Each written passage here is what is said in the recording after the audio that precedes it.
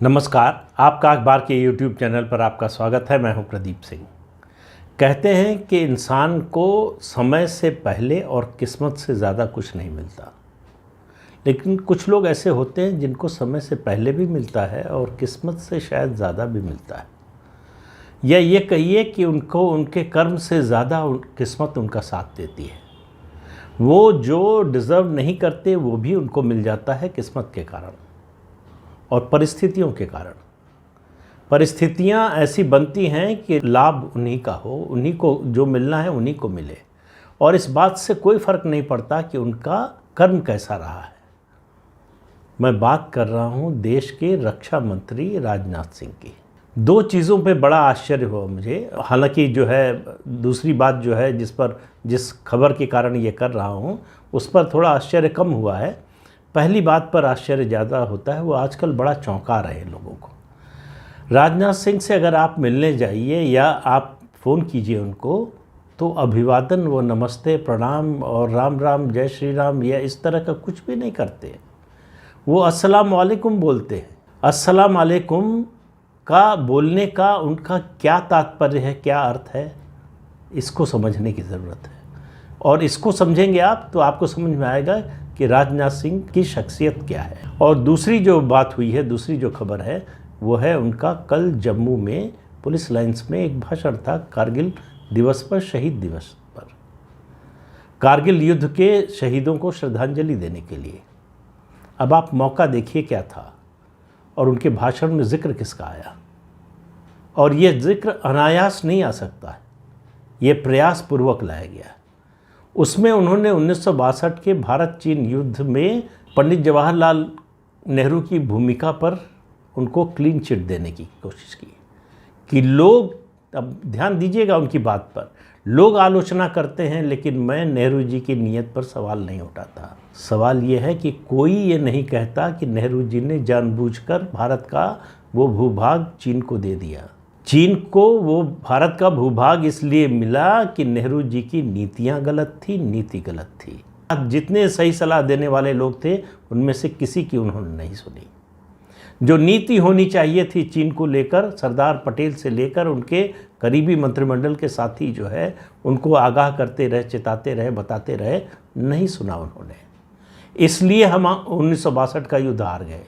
इसलिए नहीं कि हमारी सेना कमज़ोर थी या हमारी सेना में लड़ने की ताकत नहीं थी। बहुत से कारण हैं क्यों हार गए हम, लेकिन उसमें ये बिल्कुल कारण नहीं था कि हमारी सेना कमज़ोर थी और हमारे जो सैनिक जो है लड़ने में उन्होंने कोई कोताही किया। नेहरू जी की, उनकी सरकार की नीतियों और नीयत दोनों के कारण युद्ध में हार हुई। अब सवाल यह है कि करगिल विजय दिवस पर, ध्यान रखिए, विजय दिवस पर 62 के युद्ध की चर्चा और उसमें नेहरू की प्रशंसा, एक या कहें प्रशंसा नहीं तो कम से कम कहें कि उनको दोष मुक्त करना, आरोप मुक्त करना, ये किस नीयत से किया गया। तो इसको जोड़िए अगर आप अस्सलाम वालेकुम से, तो आपको समझ में आएगा। दरअसल राजनाथ सिंह को राजनीति में जो मिला है अब तक, सब भाग्य के कारण ज़्यादा मिला है, उनकी किसी उपलब्धि, मेहनत के कारण बहुत कम। वो उत्तर प्रदेश के भाजपा के प्रदेश अध्यक्ष रहे, वो उत्तर प्रदेश के मुख्यमंत्री बने और बीजेपी नंबर 1 की पार्टी थी। 91, 93, 96 लगातार 3 चुनाव में बीजेपी नंबर 1 पार्टी थी और उनके मुख्यमंत्री रहते हुए चुनाव हुए 2002 में, और बीजेपी तीसरे नंबर की पार्टी हो गई। अब आप कल्पना कीजिए, जवाबदेही की बात होती है, जिम्मेदारी तय करने की बात होती है। किसी और पार्टी में अगर वो मुख्यमंत्री रहे होते या भारतीय जनता पार्टी में ही रहे होते, राजनाथ सिंह वो ना होते, कोई और मुख्यमंत्री होता, तो क्या होता उसके साथ, इसकी कल्पना आप कर सकते हैं। लेकिन राजनाथ सिंह के साथ क्या हुआ, उनको केंद्र में मंत्री बना दिया गया। वो जिस सीट से, विधानसभा की सीट से चुनाव जीते थे, इस्तीफा दिया, बाई इलेक्शन में सीट बीजेपी हार गई, फिर भी वो उनको राज्यसभा में भेजा गया और केंद्र में मंत्री बनाया गया। सरकार चली गई 2004 में, तो उसके बाद 2005 में उनको राष्ट्रीय अध्यक्ष बना दिया गया। और उस समय भारतीय जनता पार्टी में प्रमोद महाजन, अरुण जेटली, वेंकैया नायडू, अनंत कुमार, ऐसे तमाम नेता थे जो उनसे कम से कम राष्ट्रीय राजनीति में सीनियर थे। लेकिन उनको बनाया गया उसके बाद जब नितिन गडकरी पर एक आरोप लगा और उनको दूसरा कार्यकाल नहीं मिला तो राजनाथ सिंह को फिर दूसरा मौका मिला। तो उनको मौका मिला ये दावा करने का, ये कहने का कि उन्होंने प्रधानमंत्री नरेंद्र मोदी को प्रधानमंत्री पद तक पहुंचाया। अगर वो पार्लियामेंट्री बोर्ड में समर्थन न करते तो प्रधानमंत्री नरेंद्र मोदी के लिए अपनी पार्टी का प्रधानमंत्री पद का उम्मीदवार बनना कठिन होता। लेकिन उन्होंने ऐसा किया क्यों? उनके लिए तो खुला मैदान था। अगर देखिए तो उन्होंने इसलिए किया कि उनको मालूम था कि अगर वो दो बातें समझिए। एक तो वो एंटी लाल कृष्ण आडवाणी कैंप में थे। आडवाणी जी जो चाहते हैं उसके विरोध में थे, क्योंकि जब वो पहला कार्यकाल था उनका राष्ट्रीय अध्यक्ष का, तब आडवाणी जी ने जितना हो सकता था सब विरोध किया, काम नहीं करने दिया उनको।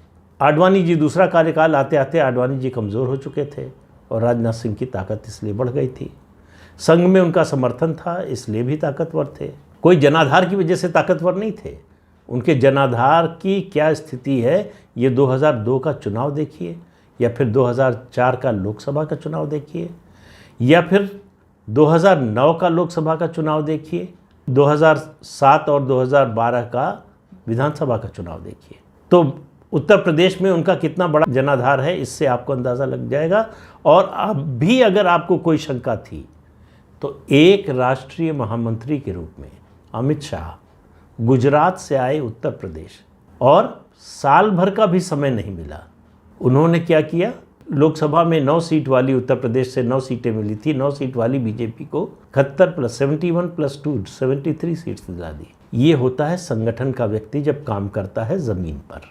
आप हवाई नेता हो सकते हैं, लेकिन ज़मीन पर अगर काम नहीं करेंगे तो स्थिति यही होगी। अब मैं बात कर रहा था कि अगर वो न चाहते तो प्रधानमंत्री नरेंद्र मोदी को बीजेपी का प्रधानमंत्री पद का उम्मीदवार बनने में दिक्कत होती है। तो राजनाथ सिंह ने क्यों बनने दिया? इसलिए कि उनकी रणनीति आगे की थी। उनको इस बात का पक्का यकीन था, जिसमें बीजेपी के और कई नेता शामिल थे, कि बीजेपी को 180 से 160 का क्लब उस समय कहा जाता था, 180 से 200 ज़्यादा से ज़्यादा जो है 200 तक सीटें मिलेंगी। जब इतनी सीटें आएंगी तो देखिए दो चीज़ें हुई। एक, नरेंद्र मोदी को प्रधानमंत्री पद का उम्मीदवार बनाने में मदद करके उन्होंने संघ के एक बड़े धड़े को खुश किया, पार्टी के कार्यकर्ताओं को खुश किया। उनको पता था कि अगर ऐसा नहीं होगा तो पार्टी के कार्यकर्ता बीजेपी के नेताओं को दौड़ा कर मारेंगे। ये स्थिति थी 2013-14 में। जो मोदी के विरोध में बोलता पार्टी के अंदर, उनकी बात कर रहा हूँ, विरोधियों की बात नहीं कर रहा हूँ। पार्टी के अंदर जो विरोध करता और पार्टी के अंदर अगर जो न होने देता ऐसा, अगर जो उस समय लाल कृष्ण आडवाणी, सुषमा स्वराज और उनके साथी चाहते थे, हो गया होता नीतीश कुमार भी। और नीतीश कुमार से ही कहा था राजनाथ सिंह ने, जब वो इस बात के लिए आए थे, कि आप सिर्फ ये आश्वासन दीजिए कि आप नरेंद्र मोदी को प्रधानमंत्री पद का उम्मीदवार नहीं बनने देंगे।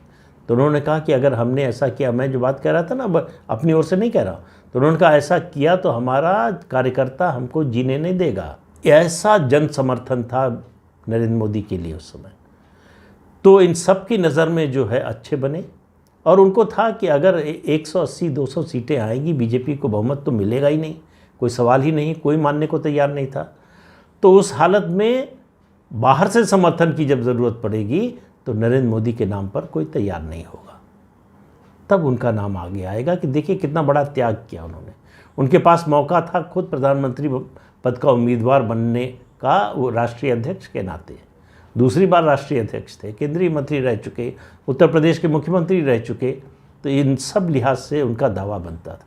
तो एक तीर से 2 शिकार किए उन्होंने। लेकिन उनके दुर्भाग्य से उनकी महत्वाकांक्षा पर तुषारापात हुआ। बीजेपी को 283 सीटें मिली और धूमधाम से नरेंद्र मोदी प्रधानमंत्री बने। तब से मन में ये है कि हमारा मौका आएगा। अभी भी ये स्वीकार नहीं किया है कि वो प्रधानमंत्री पद की दौड़ से बाहर हो गए।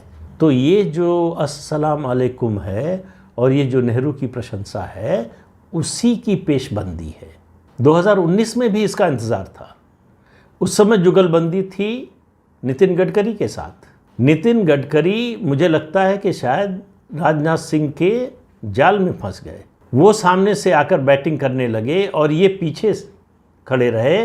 जो योजना थी, जो खबरें थी उस समय कि राजनाथ सिंह जो है वो प्रधानमंत्री पद के उम्मीदवार होंगे, दावेदार होंगे और नितिन गडकरी उनके नंबर 2 होंगे।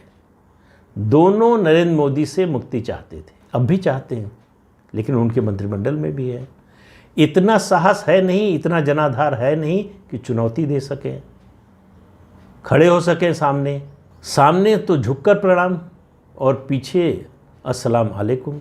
नेहरू की प्रशंसा करना, उनके बचाव में बोलना और ये संबोधन, ये दोनों अपने को अलग दिखाने के लिए कि देखिए हम सेकुलर हैं, ये नरेंद्र मोदी कम्युनल है। अब उनके दुर्भाग्य से राजनाथ सिंह के हुआ ये है कि लीडरशिप की इस दौड़ में केंद्रीय गृह मंत्री अमित शाह उनसे बहुत आगे निकल गए। वो चाहे संगठन की बात कीजिए, प्रशासन की बात कीजिए।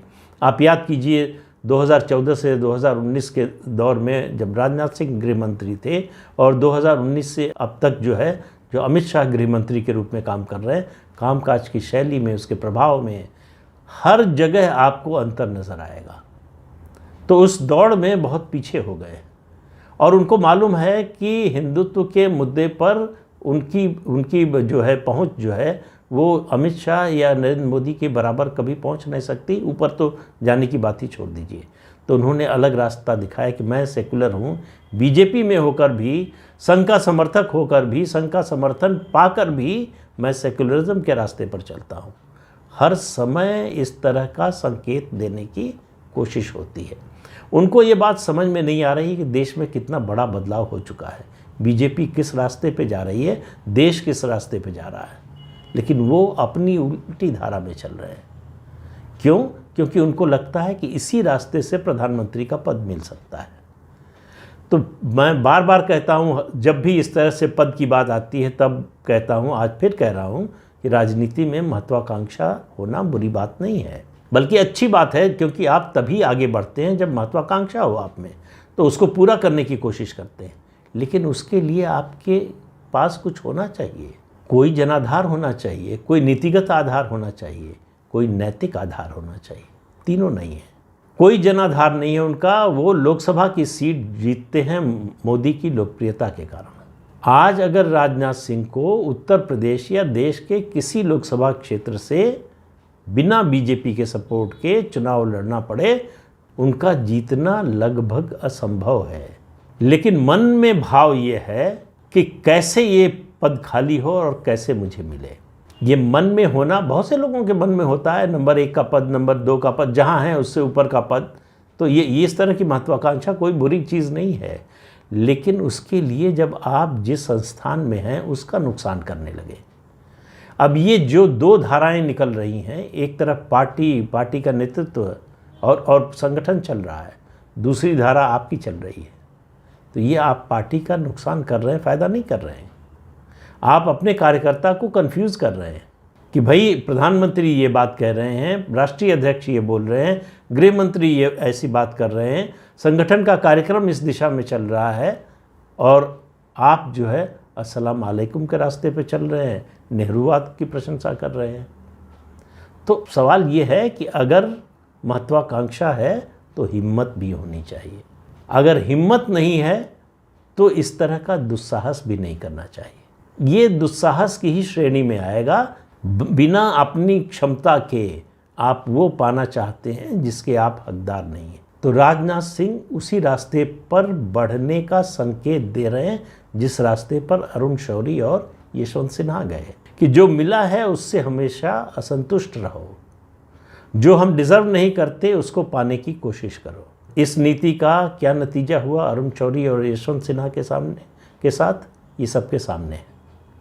अच्छा होगा कि राजनाथ सिंह अपना रास्ता सुधार लें, क्योंकि भारतीय जनता पार्टी अब वो 2014 से पहले वाली पार्टी नहीं रह गई और लोगों ने जिस रूप में इसको स्वीकार किया है, जिसकी वजह से इतनी बड़ी स्वीकार्यता मिली है पार्टी को, नेतृत्व को, संगठन को, उस रास्ते से अगर पार्टी हटेगी तो सिर्फ नुकसान होना है, कोई फ़ायदा नहीं होना है। ये बात देश के रक्षा मंत्री जी जितनी जल्दी समझ लें उतना अच्छा है। वो न तो अपना हित कर रहे हैं, न संगठन का, न पार्टी का, न देश का। इस तरह की बातें करके वो किसका हित साधना चाहते हैं? या तो हिम्मत दिखाइए या खामोश हो जाइए। रास्ते दो ही हैं, तीसरा रास्ता है नहीं। और तीसरे रास्ते पर चलने की कोशिश करेंगे तो उसका अंजाम कभी अच्छा होता नहीं। तो इस अंक में इतना ही। अगले अंक में फिर मिलेंगे किसी नए मुद्दे के साथ। तब तक के लिए इजाज़त दीजिए। आपसे अनुरोध है कि ये चैनल देखिए, शेयर कीजिए, लाइक कीजिए और सब्सक्राइब ज़रूर कीजिए। नमस्कार।